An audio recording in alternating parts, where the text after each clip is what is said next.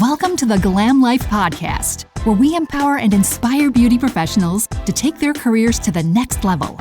Your host, Victoria, is a certified business coach with over a decade of experience in the beauty industry, helping countless beauty professionals start and grow successful businesses.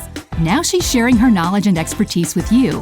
Whether you're just starting out in the beauty industry or looking to take your business to new heights, this podcast is for you, covering topics like community, management, branding, and much more. So join us on this journey to build the beauty business of your dreams.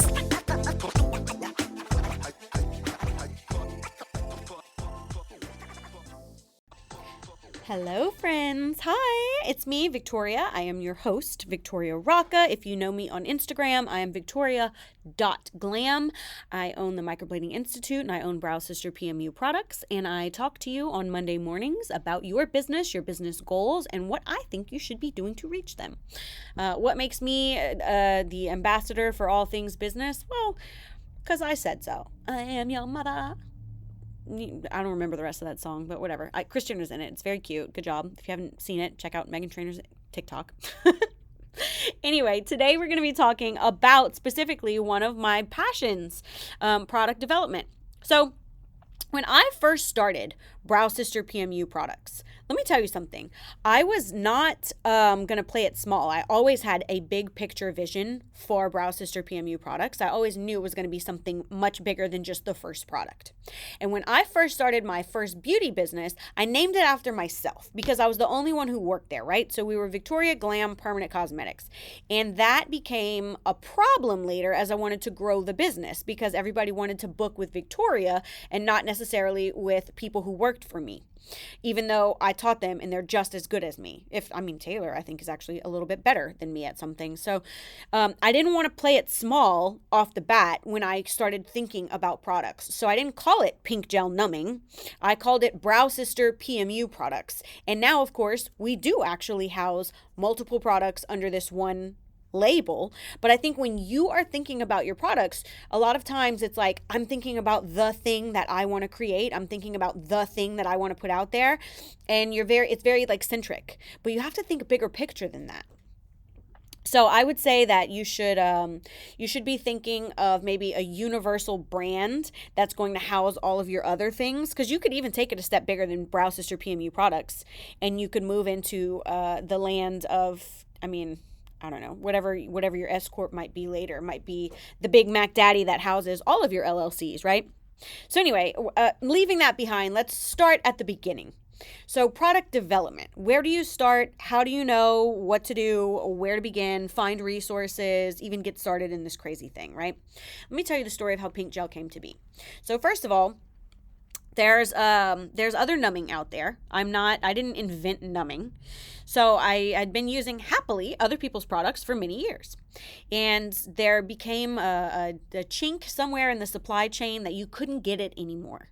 And nobody knew when it would be back in stock, and nobody knew, where to even find. And I realized there are actually only a few big names that people know.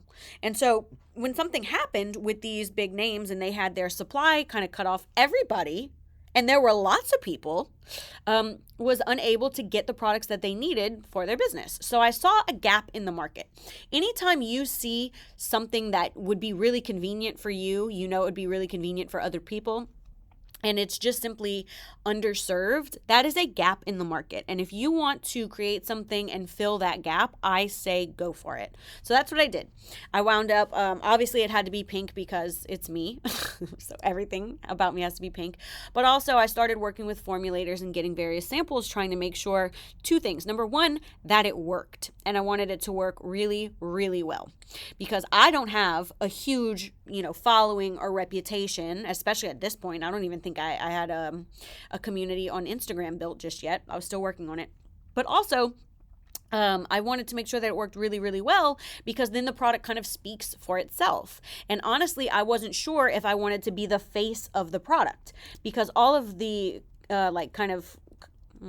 comparable numbing houses, let's say, or even PMU products, like the majority of them don't have a front man. There is no face to that label. It's just a brand name.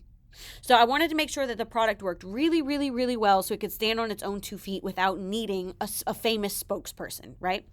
The second thing that I wanted was to make sure that not only did it work really, really well, I wanted it to work better than everyone else's. So I wanted to improve upon what I had already been using.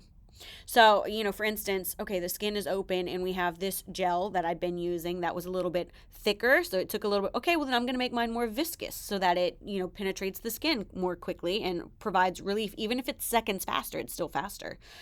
Okay, so, they have this percentage of lidocaine or epinephrine or tetracaine, or they're doing a BLT combo. Like, what is the right kind of formula for my secondary numbing with this new viscosity that's going? So I'm getting into like the science of it all, right? But I really was considering all of these things. So that's my tip number 2. Tip number 1, obviously, is think big picture. Tip number 2, I would say, is make sure that you actually know what you're talking about and be involved in the creation of your product. If you're just going to white label something and slap your name on it, that's fine. But don't tell people, I created this with you in mind. It's made by PMU artists for PMU artists. Shut up. No, it's not. No, it's not. It's made in China for anyone who will pay them. And, I'm saying China because I don't want to say the name of the mass marketer, but everybody knows. And, you can go there and you can pay $1,500 and get 250 bottles, and everyone else can use the same exact formula, but you're going to put your company logo on it in your branding, and you're going to tell people that you made it specifically for them. You didn't even make it. Get out. Pink Gel is made in the USA, baby. We have a manufacturer down in Miami. His name's Joseph. I love him. But anyway, it doesn't. The point is, you should be very knowledgeable about your product. You don't want someone to write you and ask you a question, can I use it on this? What should I do if this happens? And you don't know the answer because you're telling people that you created it. So how could you not know? How could you not know? Even if I don't know, I know I can call Joey. Joey knows. Give me a break. So I think authenticity is really important when it comes to the integrity of the product, not just how well it works, but also how authentic is the marketing? How extensively were you actually involved? How much did you actually, did you pour your blood, sweat, and tears into this product? Great, then I'm rooting for you. Did you not? Okay, that's fine, but I'm rooting for the girl who put her blood, sweat, and tears into it. You know what I mean?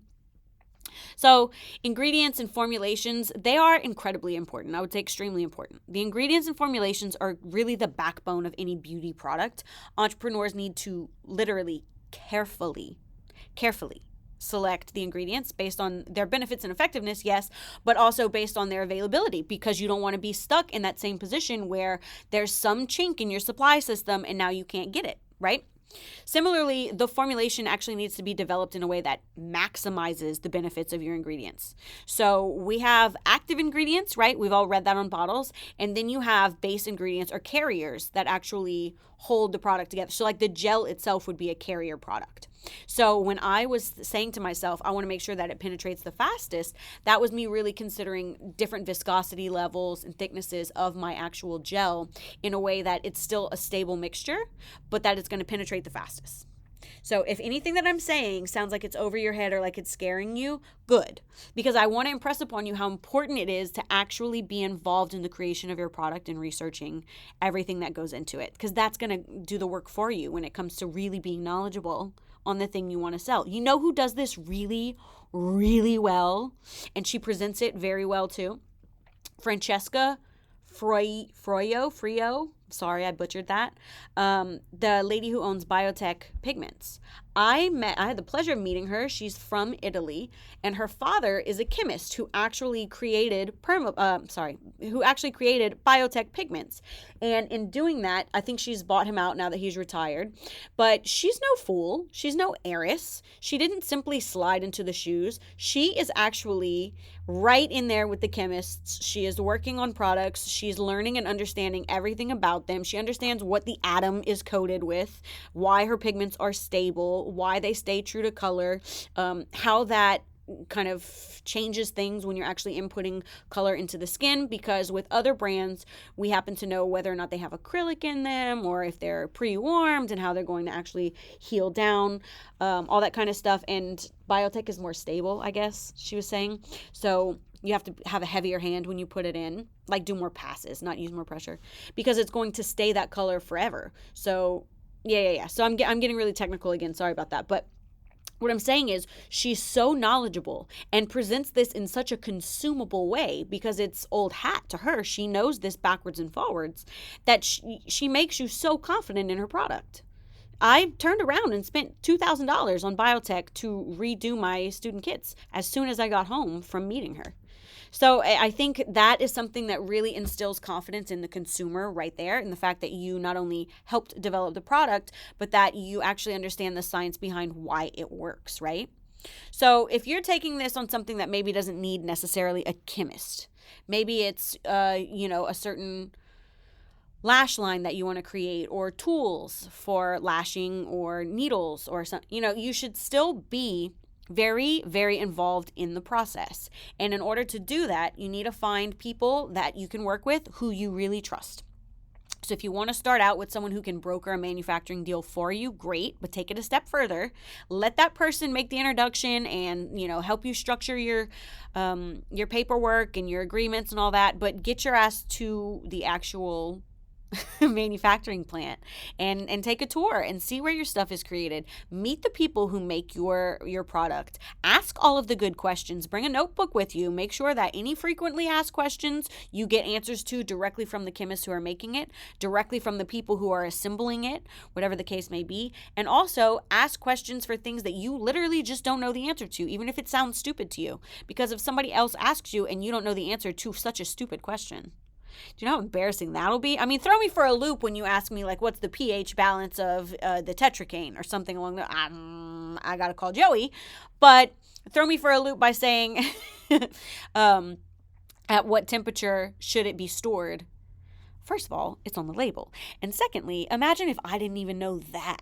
That's embarrassing. You don't want to be doing that. So I guess my final thoughts would be product development is honestly a continuous process because you're always thinking bigger picture. You're always adding to your umbrella. You're always doing the most to try and make sure that your formula stays competitive and top edge, or improving your tools, or even streamlining the assembly line process, whatever it may be. But I think that as an entrepreneur entering the beauty business, you should always strive to improve your products and stay ahead of the competition. It doesn't matter how tedious that might be. That's literally the job, right?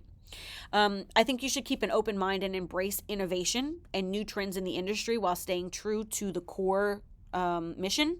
So what did we start out for? Always keep that in the back of your mind. I want to make really good, very affordable products for people in the permanent makeup industry. So whenever people say, well, you could use pink cream for aesthetics as well, you could use it before injectables, you could use it for facials like microneedling, you could sell it to body art, tattoo salon. I could do all those things, and I don't mind doing all those things, but in the back of my mind, I have to remember who I'm marketing to and who I'm creating these products for, so that I don't accidentally price myself out of my base clients. I want to make really good, really effective, very price efficient products for permanent makeup artists. So I think, let's kind of recap and sew this all together for you, right? Number 1, I want you to think big picture. Number 2, I want you to be as involved in the process as possible. Number 3, I want you to continue innovating and keep being involved in the process and learn and be as knowledgeable as you can. And then number 4, I would say just always go back to step number 1. Just always remember who your core audience is and why you started doing this. Next week, I think we'll talk a little bit about how to actually sell these products once you've created them. So meet me there. But if you'd like to continue the conversation that we're currently having regarding product development itself, you can find me anytime you'd like over on Instagram. Hit up my DMs. That is victoria.glam. I'm happy to chat with you there, and I'll see you next week.